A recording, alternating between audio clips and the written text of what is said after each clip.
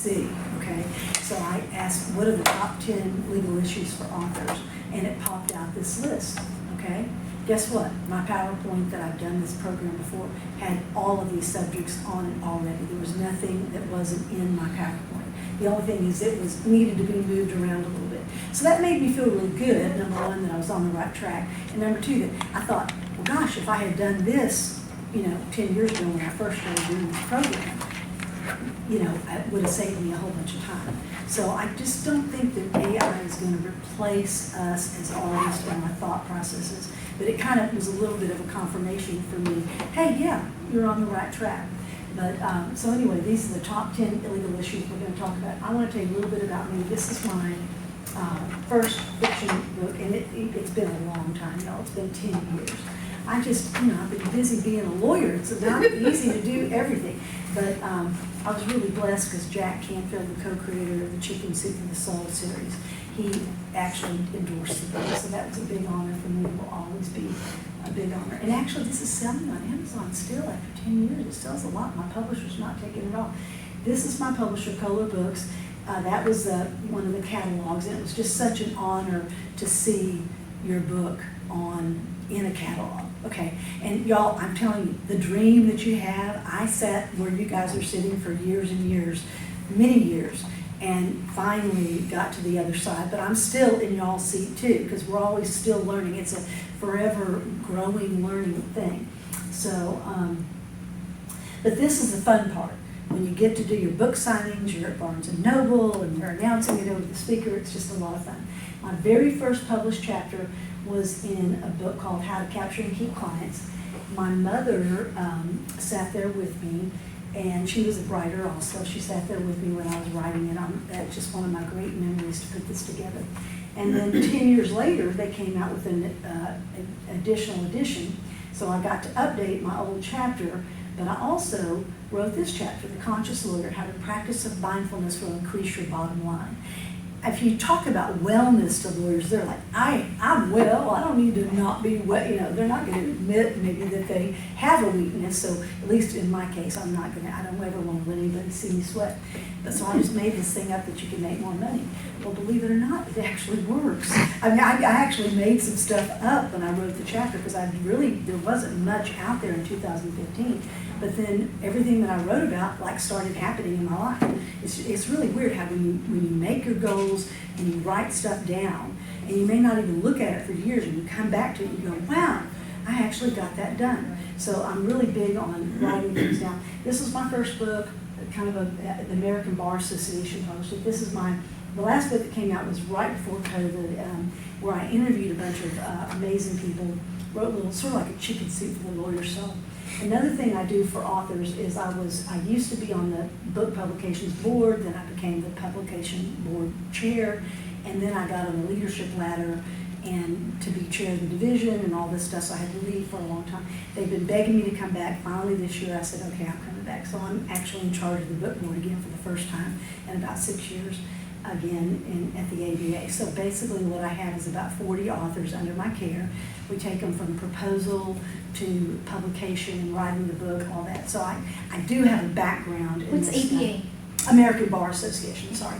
The American Bar Association. But it's really a blast when you get to this point. I love what Kevin said this morning. Most of it is butt in chair though. I don't know if you guys have noticed, but you gotta put your butt in the chair. You gotta get it done. It's very solitary. But what Kevin said about the popcorn thing, he's so right, because you just keep going, no matter what happens. And it's a lot of fun, but it's also a lot of work. As you guys know, it's a lot of work. So let's talk about law. It doesn't really matter whether you publish fiction, nonfiction, indie, or traditional. The legal considerations are the same. And I'm going to be saying this over and over and over. Go ahead and ask questions for those of you that didn't hear me. We've got about 25 minutes of hard content and about 25 minutes for questions. I may not know all the answers, but at least we can talk about it. So go ahead and feel free to raise your hand in the middle of this. Y'all, I can tell you the honest truth. The LegalZoom and all those documents you go online and find, I make so much money cleaning those messes up in those stupid documents. It is so much cheaper to go to a lawyer first and get it figured out before you do it yourself or follow some other form. People don't fill in the blanks the right way. They don't sign it the right way. They don't do it the right way. And then guess what? When you come to me and it's all messed up, instead of it being like a $500 consultation and a couple of hours work, it's, you know, $5,000 retainer, $10,000 retainer.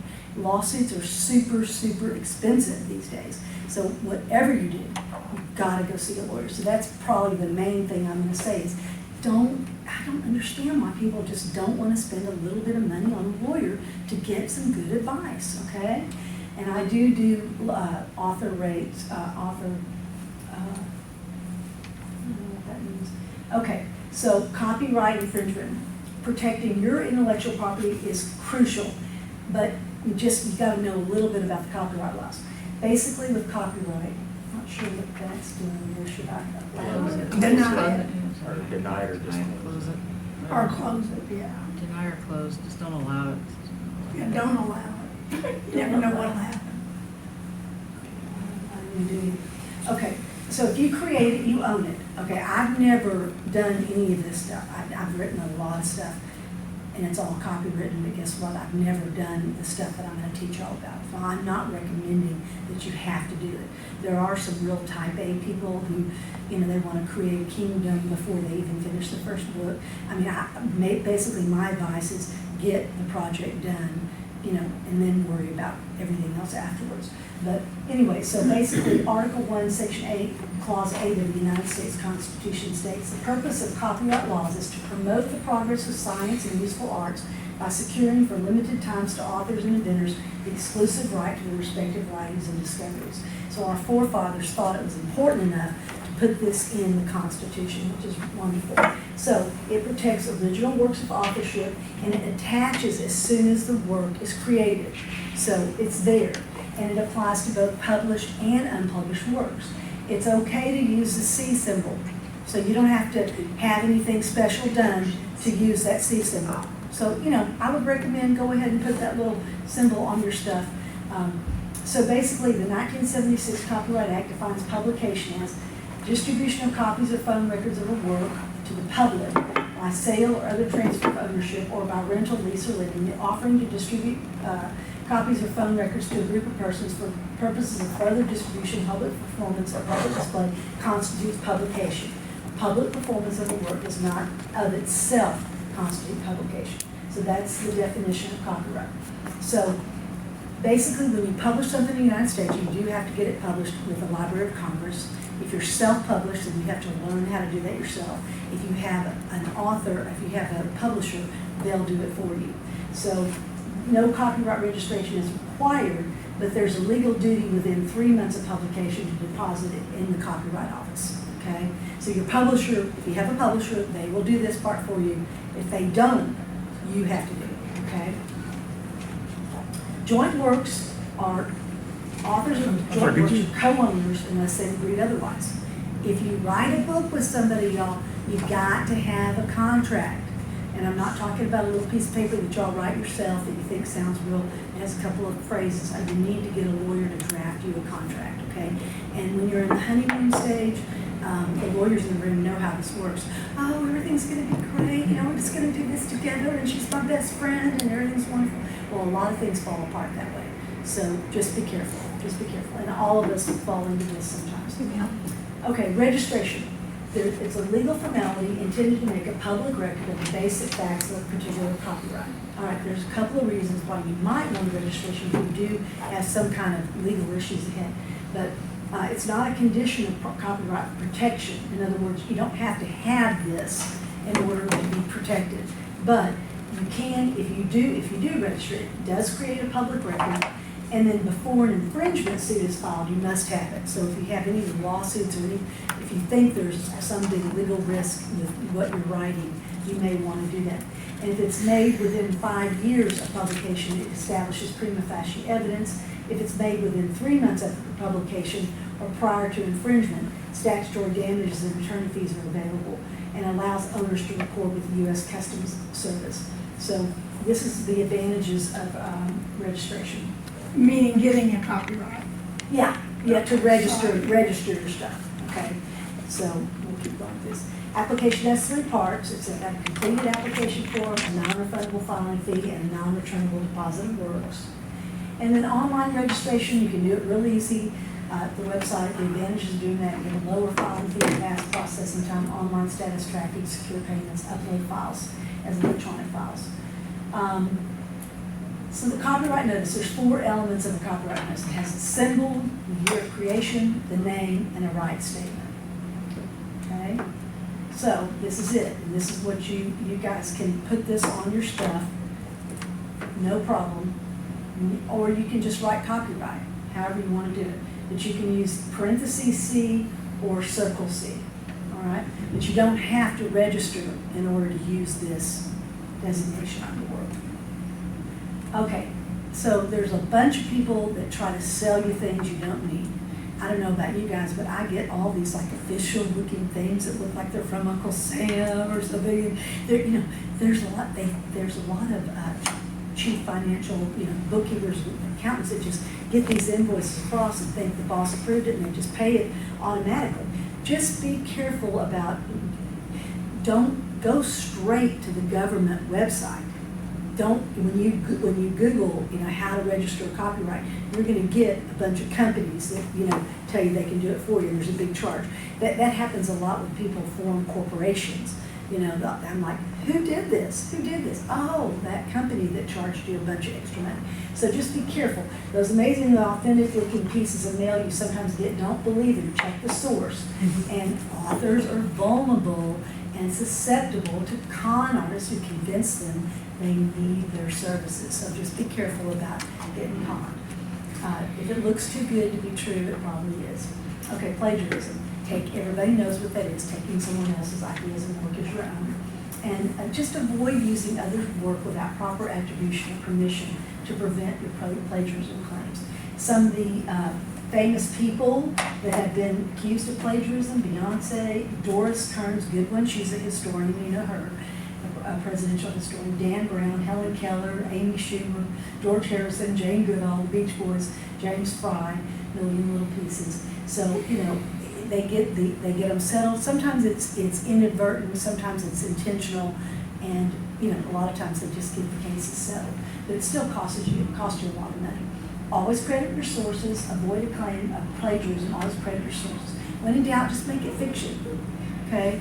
Like a gal named Dorothy Allison, I don't know if you guys have heard of her, she's an author, she was speaking one time, she did a thing called Red-Eye Gravy or something like that. She talked about, she said, and the great thing about writing is you could write about your mean old grandmother that was just horrible to you or whatever. But people when they read your story, they never see themselves even if it's obvious to you that it's them. They don't recognize themselves as the bad guy. My girlfriend from high school, after she started reading Crosstown Park, she calls me. She says, "Where am I? Where am I?" And I said, "Karen, this book is not about us. This is a fictional book. Nobody's there. Nobody's there." That everybody looks for themselves in your writing. Contracts. Yes, sir. So, one of the things I've always been told is don't put any music lyrics. I got a whole bunch of music. Okay. I got a whole bunch of music coming up. So let's hold that. So let me ask you a Yes, question. So if I'm quoting, because mine is historical fiction, so I'm listing a person that really existed, and I'm giving them a grandson. Mm-hmm. And I don't know if they had a grandson and the grandson had the same name, but I'm saying that this person who lived in 1850 had a grandson who was alive in 1915, and that this grandson did this and did that and did that. I think if it's like from the 1800s, if it's 100 years later, I don't think it's going to matter. It probably depends on, and let's get through the material on that stuff. But, I don't think that, it just depends on how big it is and how well known the person is and whether it's, like if you were writing about Shackleton's Antarctica thing and you added another sailor to the trip when there's only like 23, that might be probably not a good thing to do. It just depends. What do you guys think? Lawyers? Yeah. Well, from 100 years ago, I mean, is anybody even gonna know that person anyway? You'd have to make absolutely sure that they didn't exist, that you didn't accidentally pick the name that was the name of somebody. Make sure it's completely fiction. Yeah, I would Like just kind of verify be careful. completely I would- fiction. Do my research on that personage and see what their family history is, if they had somebody who took their same name or something like that? Yeah, because you don't want to do something about somebody who actually Actually lived exists. and have it be a fictional backstory, because they may take exception, or their grandchildren may take exception. Or Because the it's great, like, I mean, if it's 200 years ago, but yeah, it just depends on. Thank you. even if, yeah, I mean, even if it's just bad press, I don't think you'd want it. I think you'd want it to be Right. completely fiction if it was I do. fiction. I Yeah, don't know. I agree, I would be careful. So, getting to contracts, okay, be cautious when signing publishing contracts. Sometimes we're in such a big hurry to get it done, and we're so excited, yes, I'll do anything. You definitely need to read the fine print, okay? And you also, one thing that I do is that I make sure that I can use the material in other formats, okay? Like, you don't want to have to ask them every time you go speak about it or blog about it. You want to also be able to republish it someplace else. And there's proper ways of doing that with attribution, you know, that just as long as you give like I write a column for the American Bar Association every month. So I have a clause in my contract that says that I can post it as long as I'm giving proper attribution. And the proper attribution is just like a little, so always if you're gonna use something of someone else's that's already been published, or you're including something, just ask for permission, and usually they'll give it to you as long as you have proper attribution, okay? But you may have things like consulting agreements or editing agreements, say you hire an editor, or you publishing agreements, so you just get a legal consult, get a 1 hour consult on any contract you're thinking about doing, and have them look over it.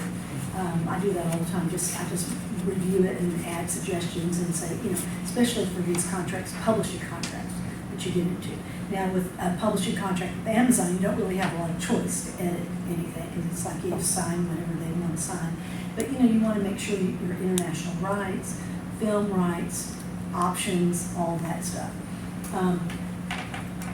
Just make sure you can republish on your own website, you can repurpose for other uses, and go over the contract carefully. Always seek an attorney.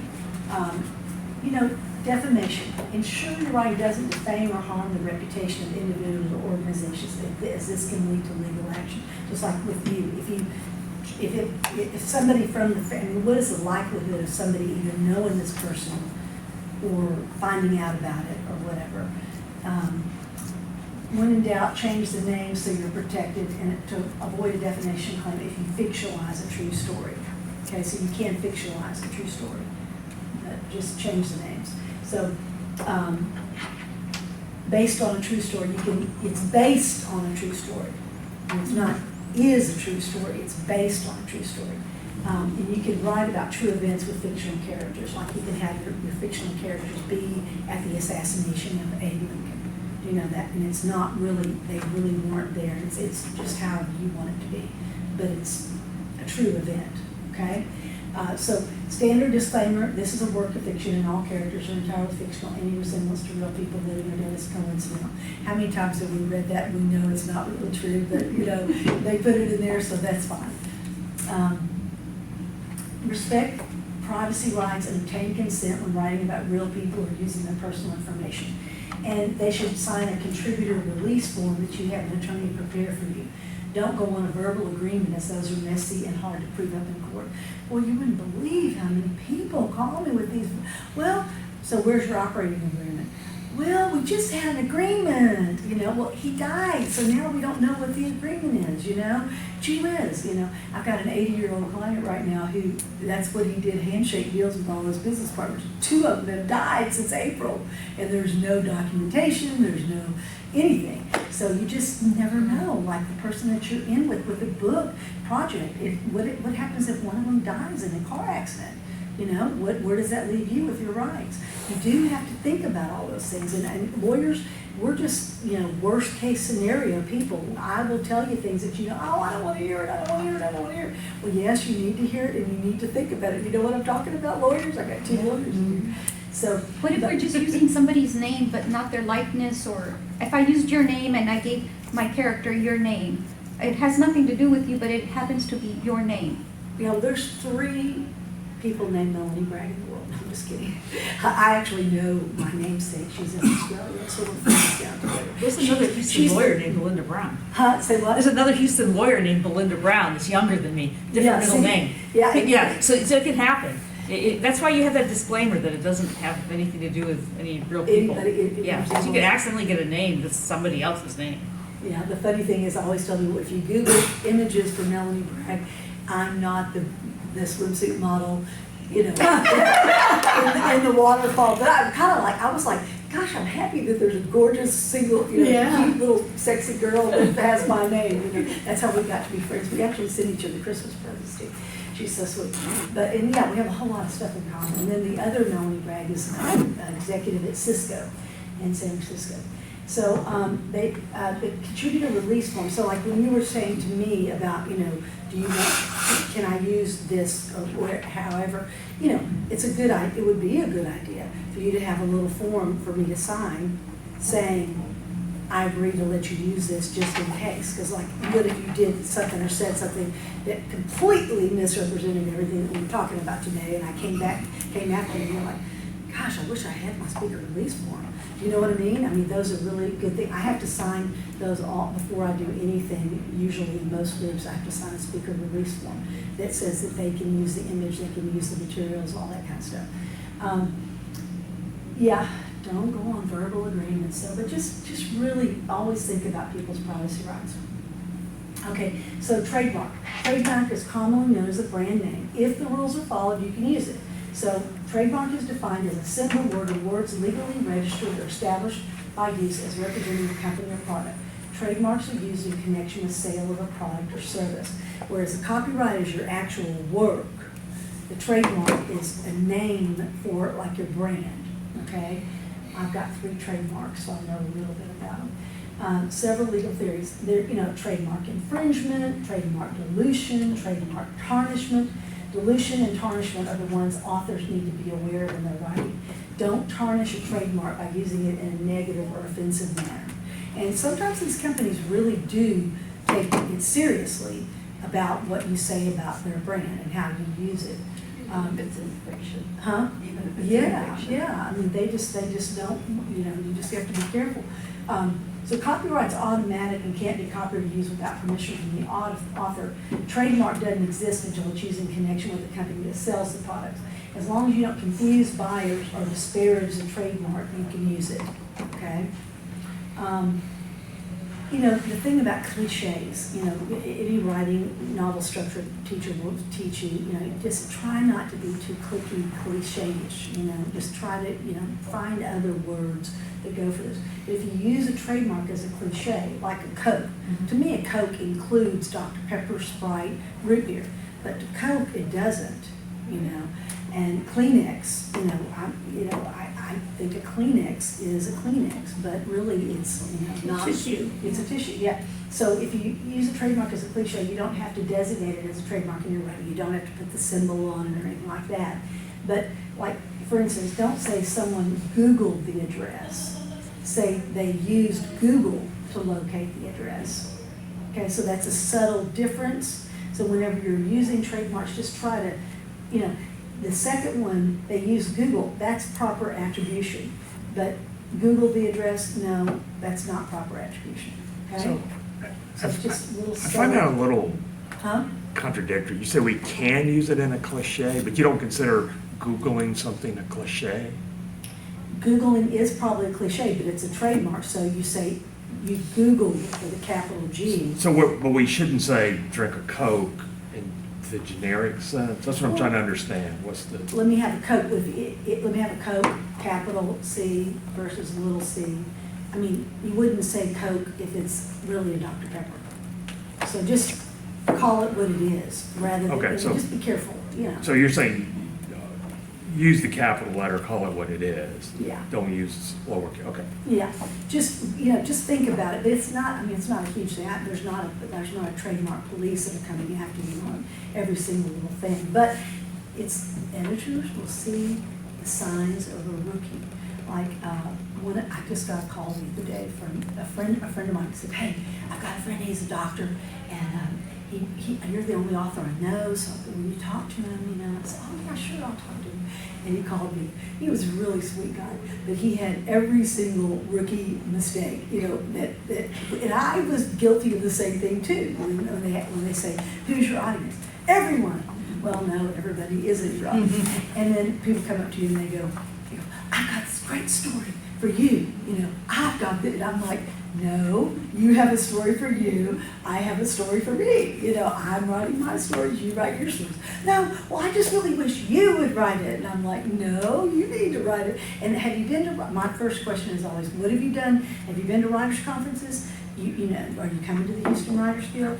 I mean, coming to these things, y'all, you know, it's a lot of time and all that, but it's really a good thing to do. And just like Kevin was talking about that too, just getting in the milieu, being somebody that shows up, you learn something every single time you do it. And but he was like, I got this great story. And I said, well, okay, so have you taken this? Have you done that? Have you read this? Have you did? And he was like, no. But I just want someone to do it. I want to make a lot of money. And I was like, oh my gosh, dude. I mean, it almost has to be the love of writing. How many of you guys, when you're sitting in your computer and you're actually into the story and your characters come alive and they start doing things that you never really even expected, and it kind of feels like, do you ever get that like endorphin thing where you're almost like, God, I feel like maybe I just did a bunch of crack, but I don't, it's a natural high, you know? I get that, and then it just almost feels like being on a roller coaster. That's the feeling that we do this for. You know, all the glory, there's a lot of hard work, and you got to schlep a lot of stuff around. That's what I realized about my book. You know, I just decided I don't really want to schlep books forever. It's a lot of work, you know. I love being an author, but there's just a lot of hard work with it too. So if you don't want to do the hard work, you know, so he went away, he's not here, he was supposed to come here this weekend, so I spent some time with him, but not that much time. He has to do his work. We have to all carry our own water.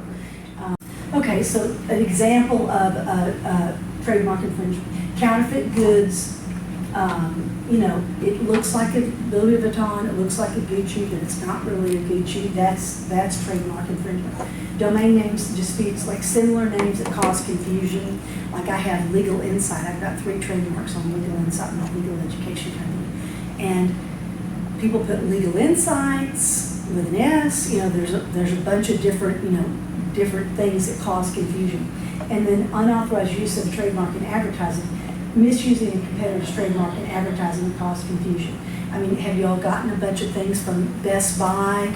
You know, your Best Buy, you know, and you know it's not Best Buy and it's not Amazon. And we're getting those scams all day long, every day. So those are examples of trademark infringement.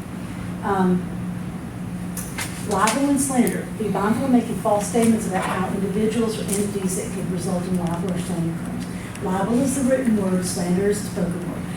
You know, I had a gal who was one of my publishing clients, and, you know, she was writing about her childhood sexual abuse, okay? Now, everybody has their story. I mean, it's really kind of dangerous in a way to write about true events that actually happened, because in those cases you can defame somebody, you know, like in your family, your father, your mother, your grandfather, whatever. So you have to be real careful about that. I always say, I think when I have somebody really mean, I say, God, she will be the great warden. You know what I mean? I mean, you can put those feelings and emotions that you have about people, those true feelings and emotions, in characters without actually naming the person. You know, we don't have to be true. It doesn't really have to be your grandmother. It can actually be the warden at the jail where the scene is going on. So you can still get all those things out, but you don't really necessarily want to do it to somebody that is alive and living that could possibly come see you, okay? Fair use, okay. Fair use, when you can use copyrighted material without permission for purposes like criticism, commentary, or parody. So criticism, commentary, or parody is what they call fair use, okay? In other words, so fair use is a legal document in copyright law that allows for the limited use of copyrighted material without the permission of the copyright owner. It they were getting to the music thing. It's an exception to copyright infringement intended to balance the rights of creators with the public's interest in using copyrighted works for purposes such as commentary, criticism, news reporting, education, and research. Yeah, I do like book reports on my column all the time. Like I read a great book and I'm quoting from it. They love it. I mean, it's all fine because I'm quoting from the book, I'm complimenting it. I don't have to ask anybody's permission to write a column about someone's book because it is criticism. And not criticism in a bad way, but it's a good review.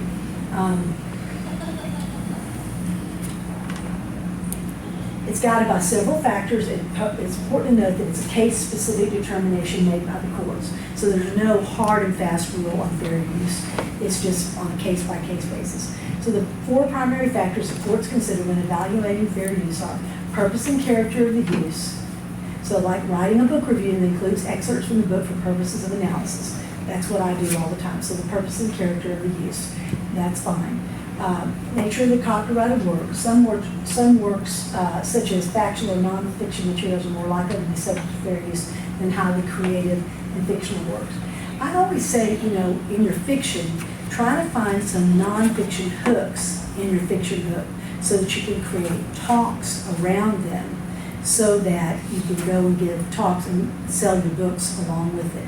You want to be real creative and how can I put my book into different avenues of commerce and relate to different groups of people.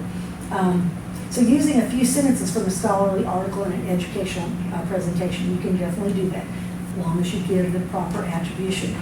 And y'all, if you want to make a list, let's pass this around. If anybody wants this, Fern told me that put your name and your email, and she'll send you this for how. I thought she might post it, but she said it would just be